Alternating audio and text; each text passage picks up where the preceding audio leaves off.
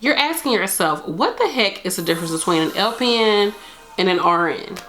I'm going to answer that for you today.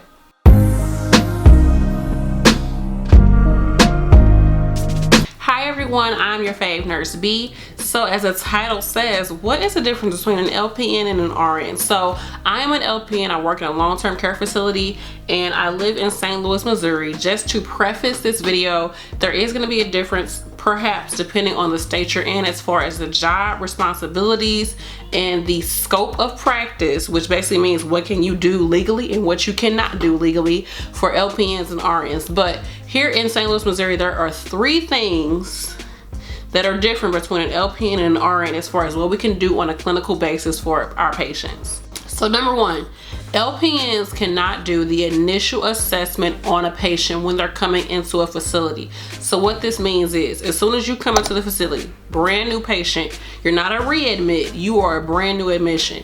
I, as the LPN, cannot go in and assess your body and do all these questions that I have to do for you to see where you are mentally, all these different things. I cannot do that as an LPN, but I can do it and then have an RN come behind me and make sure this is done correctly. Now, we're gonna be real honest in this video. In nursing homes, there has been times where me and an LPN, we both work on like a rehab floor, or we call it the rehab floor, but they also call it like the med A floor. Basically, it's a floor where people come, they get some rehab, they go home. Some people stay permanently, but basically it's the money making floor. You get tons of admissions, like 5 admissions a day. It's ridiculous. And there might just be 2 LPNs work on that floor. Now realistically, we do the admissions, and of course I'm assuming that somewhere around that, you know, after we do the admission, some RN comes behind us and signs off on the admission that it was done properly. Who that RN is, I don't know. You tell me. Anyways, number 2 is that LPNs cannot push IV fluids. We cannot do push IV fluids. So push IV fluids are considered fluids that are given 15 minutes or less. So IV fluids have to be hung, or you can push them into a patient's IV directly with the actual syringe, boom. So there's some that have to be hung. Typically the ones that are hung are like for 30 minutes, an hour, hour and a half, things like that. LPNs can do that if they are IV certified. And a lot of schools are certifying their LPNs nowadays. Let me know in the comment section, are you an LPN or are you IV certified? So LPNs can do IV fluids. I know some people feel like they cannot. Perhaps maybe in different settings, depending on that actual facility, their rules may be that LPNs cannot do IV fluids. But as far as the state of Missouri, LPNs can do IV fluids as long as they are IV certified.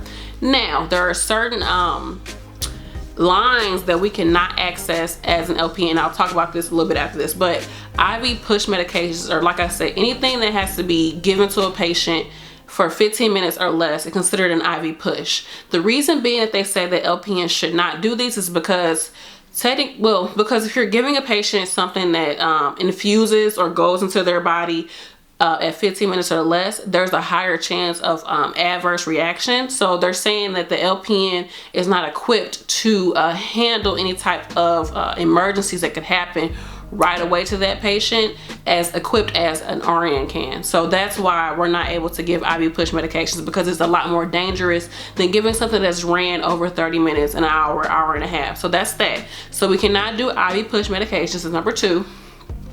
And when I was talking about as far as like certain IVs that we cannot access, so the PICC line, we cannot access PICC lines technically because it goes straight into the patient's heart.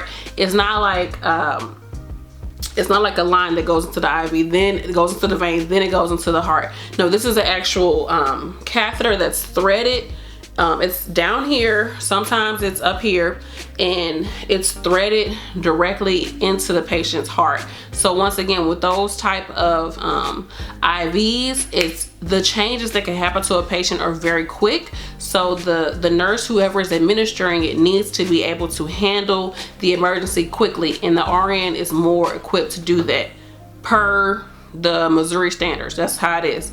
So we're not supposed to access PICC lines. We cannot remove a PICC line. So If you come to a facility and maybe they got the PICC line put in at the hospital and they're in a long-term care facility, and the doctor's like, okay, let's DC this PICC, we're done with it, we don't need it. At that point in time, I, as an LPN, have to find an RN to do it. And so, because there's sometimes like a part of it can break off, so they have to look up and see how long was a PICC line, this and the third, and measure it, make sure that they got the full line out of the person. But once again, it's more dangerous to remove those, so that's that. Then the third one is that LPNs are not supposed to administer blood products. So say for instance your patient needs a blood transfusion, I as the LPN, I cannot sit there and hang this medication and run it into your body, but the LPN can go get the medication from the lab. So say for instance we get the order, I type the order up, I print it off, I take that down to the lab, say hey, I need to get such and such pack blood cells, I don't know, and I get the blood product and I take it back up to the patient. The RN then administers it, but I as the LPN, I can monitor the patient. So after the RN administers the medication or administers the blood product, I can then do vital signs, check on the patient, sit with the patient,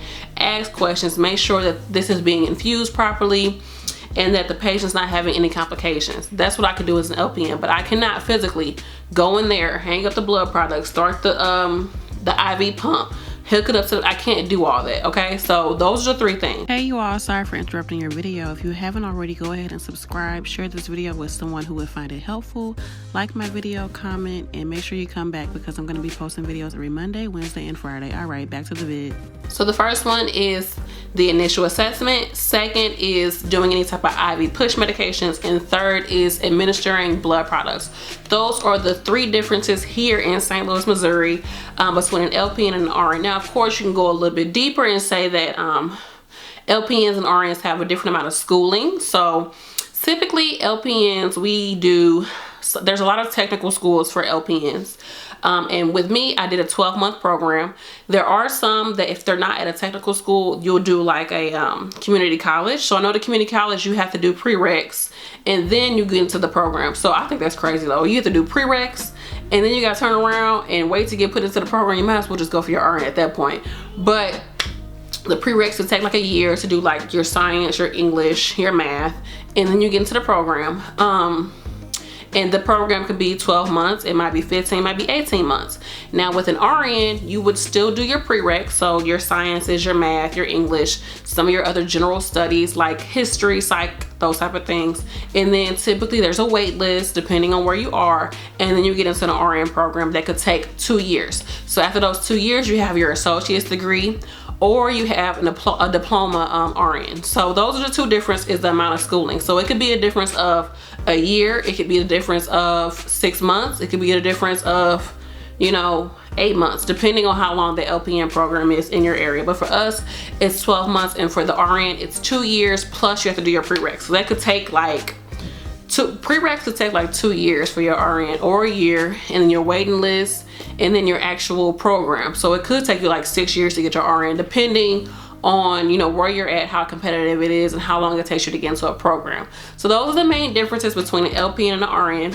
And in some instances, the LPN is under the RN as far as the supervisory position. So in nursing homes, LPNs and RNs are on the same level. Literally, we do the same exact job, unless there's a situation where I need an RN to come in and do something that's within their scope of practice and out of my scope of practice. So say for instance, I have a patient who has, remember I said the PICC line, they have to remove that PICC line, the RN would then come remove it for me and keep it pushing.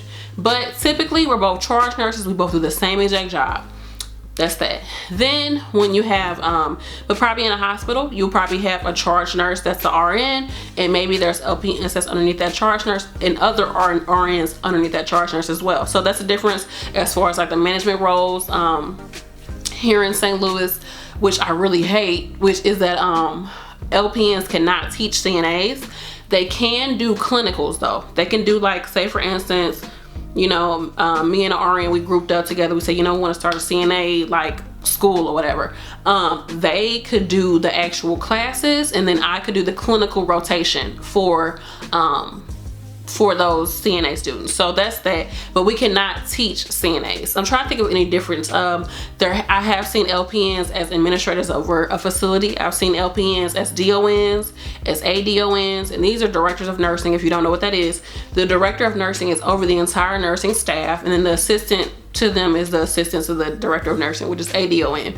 And then you have, I've seen LPNs be wound nurses, and I've also seen LPNs do MDS, which is minimum data set, but I do believe an RN has to come behind them and check them, similar to the initial assessment. So those are the differences. Let me know in the comment section where you're at, what's the differences in your area. Are you IB certified? What do you think about this? Do you feel like LPNs should be able to do some of these things that RNs can do? Or are you okay like letting them just do it? Are you an LPN? Are you an RN? What do you think about it? How are things at your job as far as the dynamics between LPNs and RNs? This is like a totally drawn out conversation about LPNs and RNs, blah, blah, blah. Like, it is what it is.